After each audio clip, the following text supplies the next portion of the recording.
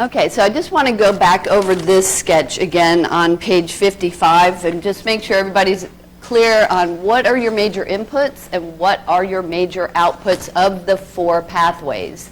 So if we begin over here with glycolysis, a couple of things before we even look at the pathway, and that is this is the only pathway that occurs in the cytoplasm, and it is also the only pathway that is both energy requiring and energy using. So if you remember, and it's not shown here, we had to invest 2 ATP, but we gained 4. So we had a net gain, as you see here, of 2 ATP. So it's just showing your net gain. We start with the 6-carbon glucose, go through a series of metabolic reactions. These are all just intermediates, and we end up with 3-carbon pyruvate.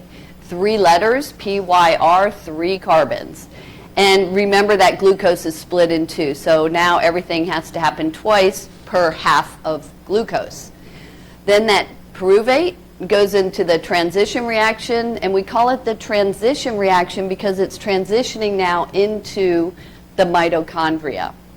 And as it transitions, we lose carbon in the form of CO2, and now we have gone from a 3-carbon pyruvate to 2-carbon AA. We abbreviate it AA, 2 letters, 2 carbons. That stands for acetyl coenzyme A. So now the 2-carbon, oh, and I forgot to mention also, notice we're getting 2 ATP directly from glycolysis, and we get 2 paychecks. Remember, the paychecks are indirect energy. Those hydrogens and electrons are being picked up by NAD and go out as NADH. Anytime they're going out, they're going down here to the bank. I keep calling this the purple bank, the electron transport system, where they're cashed in for ATP. So we got 2 NADH from glycolysis. We also get 2 from the transition reaction. We don't get any ATP directly from the transition reaction. And now this 2-carbon combines with a 4-carbon intermediate already present in the Krebs cycle. It bumps it up to a 6. CO2 goes out, and we're down to a 5. CO2 goes out, we're down to a 4. Every time we get to a 4, what do we have to add to keep it turning? 2 AA, right? So we just keep bumping it up. 6, 5, 4, 6, 5, 4. And as that CO2 goes out, hydrogens and electrons are being stripped off, and that's where we get the bulk of NADH and FADH too. So notice we get, per glucose, 6 NADH, 2 FADH, all of these going to the bank. When they come in at the NADH level, they tend to be worth more ATP because remember, we're looking at this last step, the electron transport system. What kind of reactions are these again? Passing electrons.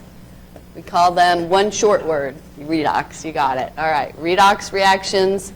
And when they're coming in at the NADH level, they tend to be worth, for a long time we said they were worth 3 ATP, but new experimentation has shown that now we think it's more like 2.5 ATP, whereas if they come in at the FADH2 level, they're only going to be worth, instead of 2, which was the old school, 1.5 ATP.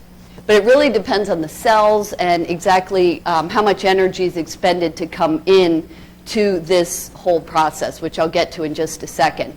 The point is that as they continue on down, energy is released, and that energy is used to make ATP. What's the final hydrogen acceptor at the end? This is aerobic respiration. What does aerobic mean? Oxygen, right. So oxygen comes in, picks up the hydrogen, and goes out as water. And that's what you see right here. Oxygen coming in at the very end of this, picking up the hydrogen, going out as water. So it depends. You can get anywhere from 26 to 32 ATP. As I said, it really depends on a lot of factors, which I'll talk about in just a minute. But by now, if you're wondering, how am I going to remember this? I want to share with you a song that somebody sent me in my class that I thought was really cute. The images are a little off, so disclaimer, I didn't pick these images, but the song is really good. It goes through every pathway, and it really explains it. So for you guys who like to learn things via song, here you go, the cellular respiration song, sung to the tune of Hey There, Delilah. And you can find this on YouTube, just like that.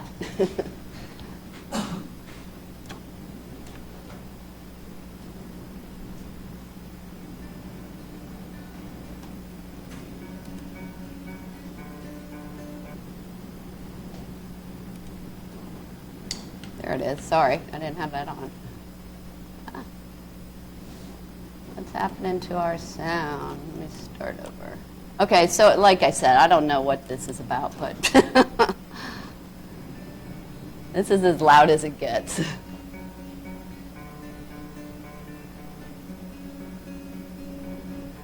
all your cells, you use cellular respiration. It allows you to use glucose to do daily operations. I'll show you that although this thing is new, you'll make it through. Out in the cytoplasm where your cells are started in glycolysis, some glucose will be broken to pyruvate. Just repeat. C6H12O6 until it stays. Sugar goes to ATP.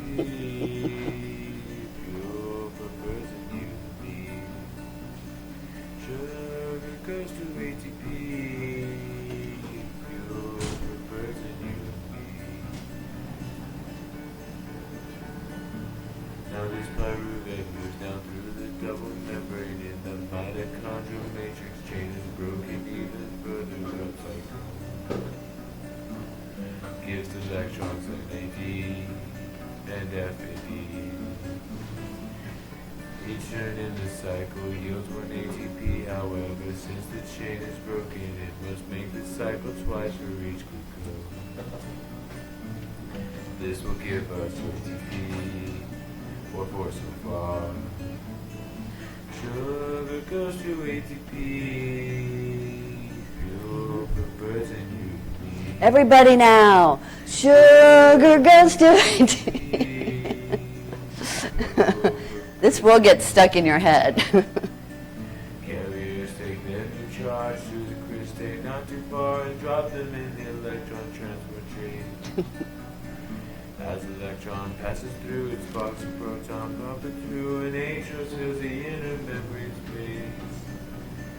Gradient that this creates pulls H plus through H pieces days and generates a lot more ATP for you and me. In this final step of cellular respirations, our cells produce 32 to 34 more ATP, just realize. Glucose fully oxidized, 38 ATP are synthesized. Gives you energy so you can rise. Open your eyes. One more time.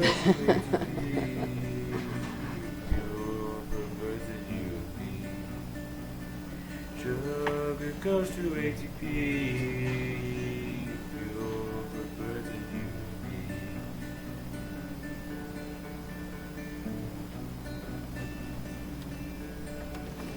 And there you have it, the cellular respiration song. So all you have to do is learn that song, and you will get an A on the test, okay? At least on half the test, this part of the test. So again, that is on YouTube under cellular respiration song, Hey There, Delilah. All right, on to page 54, looking at an accounting of ATP. So how do we count for all of the ATPs? And this is from your text over on page 177 and 178, and it talks a little bit about the confusion and the experiments that have been done in trying to determine exactly how much ATP comes out of each cell per glucose that goes in. And if you have read this course outline, I should just mention on page 54, it says that mitochondria, normally for every NADH processed at the electron transport system, 3 ATP are formed, and for FADH2, it yields 2. But again, new experiments are saying it's probably more like 2.5 ATP and 1.5 ATP. And then it depends on the cell. As you see there, skeletal, brain, and most cells, the electrons are transferred to FADH.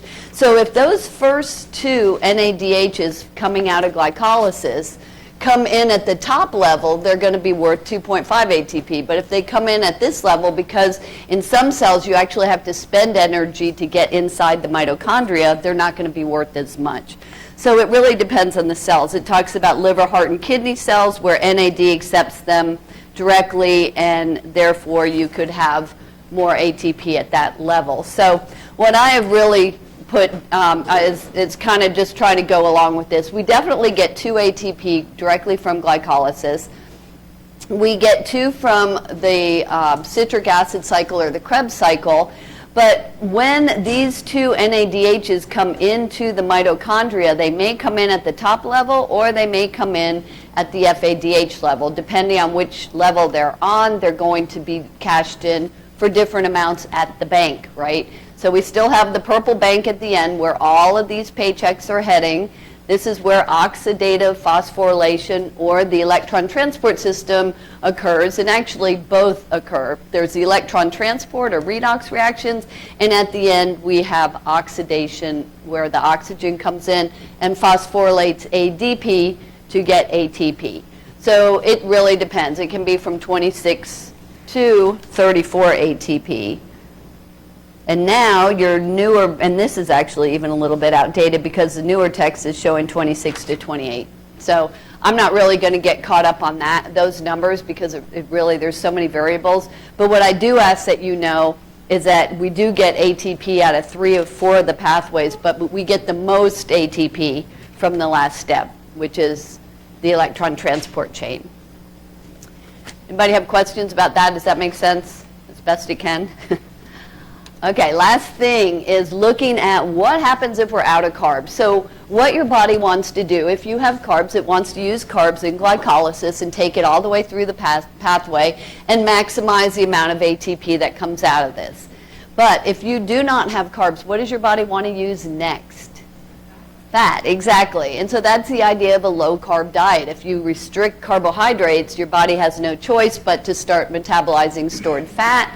And so it will start pulling from those unit molecules. So remember, no matter what we're eating, the first thing that has to happen is we have to digest or hydrolyze it down to its unit molecules that you see here.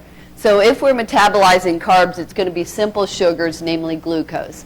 But if we're metabolizing fats, we break them down into those 2 unit molecules, glycerol and fatty acids. The glycerol can be used as an intermediate in glycolysis. The fatty acids actually go into this transition reaction as acetyl coenzyme A. So what do you know about acetyl coenzyme A? How many carbons are in that molecule? AA. 2 letters, 2 carbons, right?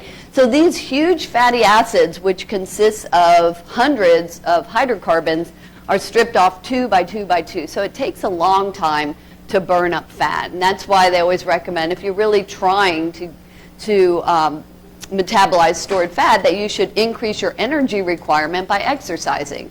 The more energy you need, the faster this process is going to occur. And then worst case scenario, hopefully you never get to this situation where you're actually metabolizing your proteins. If this were the case, this would be maybe in a starving situation, or if you had an eating disorder like anorexia nervosa. What happens is they've used up all their carbs, all their fats, and the only thing left is proteins, and they start cannibalizing their own proteins. And I think I mentioned this before. Often these people, if it gets severe enough, they can die of a heart attack because they're breaking down their heart muscle. And so, but in order to do that, you have to process amino acids. You have to take off the amine group, which includes nitrogen. So it goes out as ammonia, which is also toxic. You don't want ammonia building up in your tissues either. But once that happens, as you can see here, the rest of the amino acid can go into various steps along the way. It can go into glycolysis, the transition, or even the citric acid or Krebs cycle. So here is a clip on that.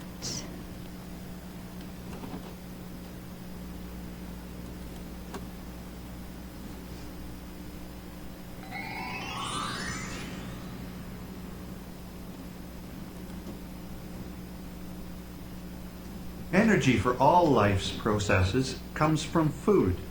In plants, Photosynthesis produces glucose, a relatively simple form of food. In contrast, foods consumed by animals are a mixture of proteins, carbohydrates, and lipids. These are much more complex forms of food energy and need to be digested in order to supply ATP to the cells.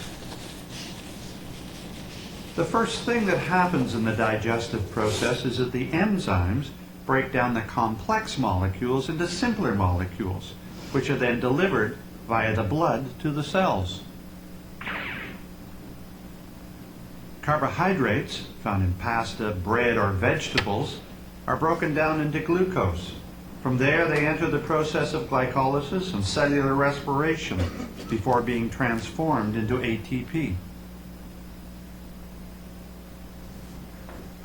Proteins, found in foods such as meats, dairy products, and nuts, are first broken into amino acids. Some molecules are converted into the protein building blocks and nitrogen needed by animals. Other molecules enter directly into the Krebs cycle and the electron transport chain, avoiding the glycolysis stage. Lipids, found in things like ice cream, oils, and salad dressing, are split into fatty acids and glycerol.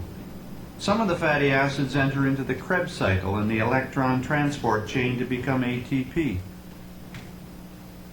All of these complicated chemical processes are going on in the body simultaneously at the cellular level.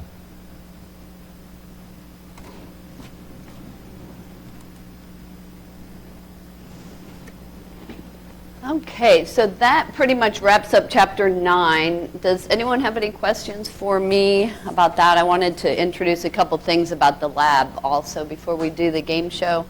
Everybody good on that? Okay. When we do the game show, you definitely want to have that those sketches out for sure.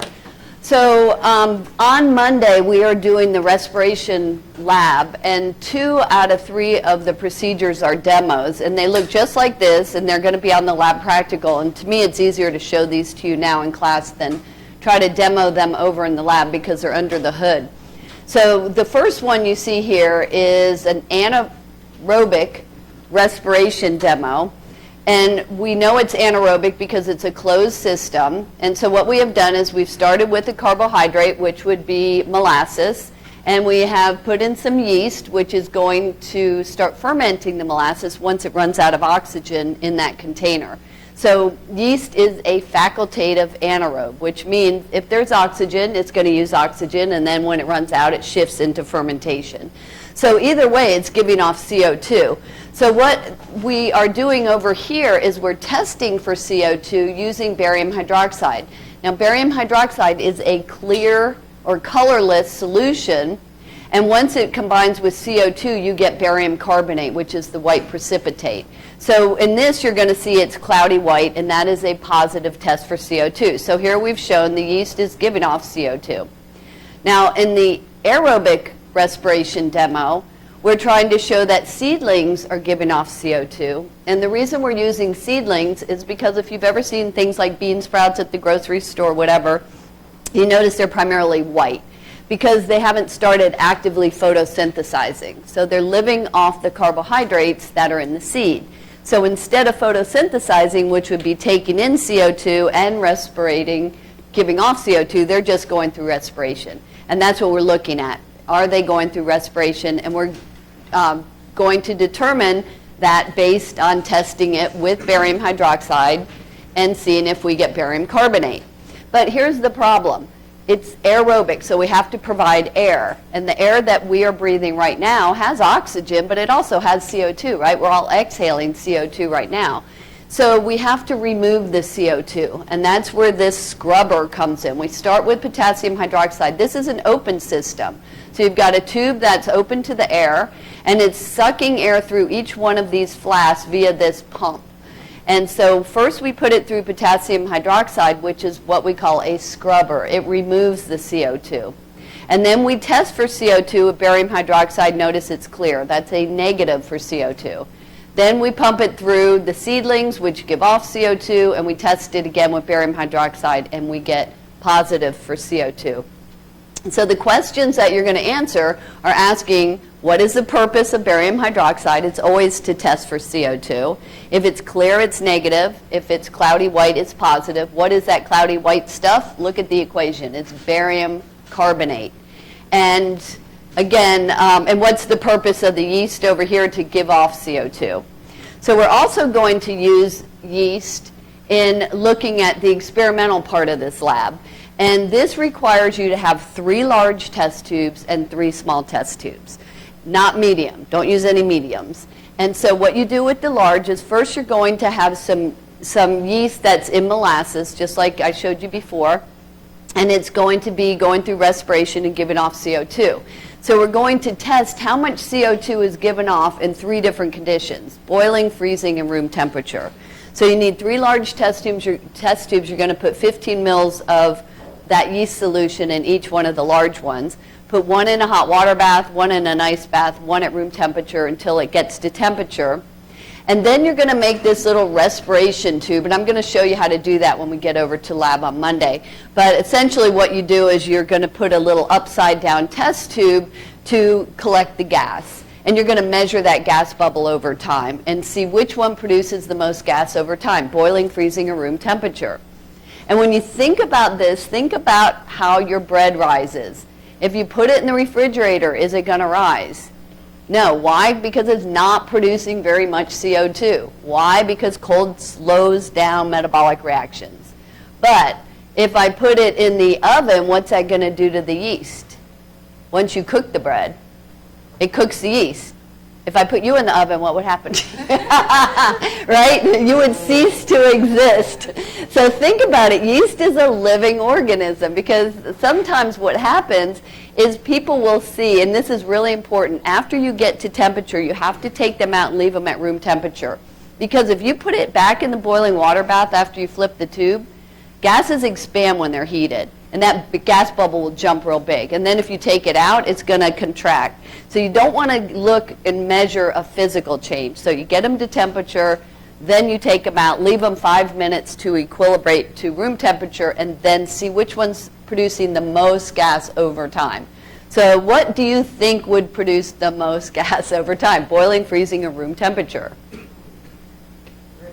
Think about boiling. Here's the thing about metabolic reactions. They increase to the point of denaturing enzymes, and then they're going to stop.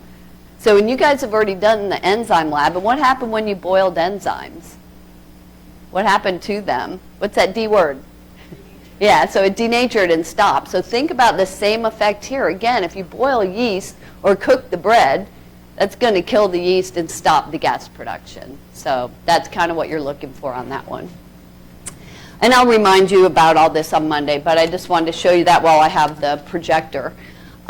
So questions for me before we do the game show?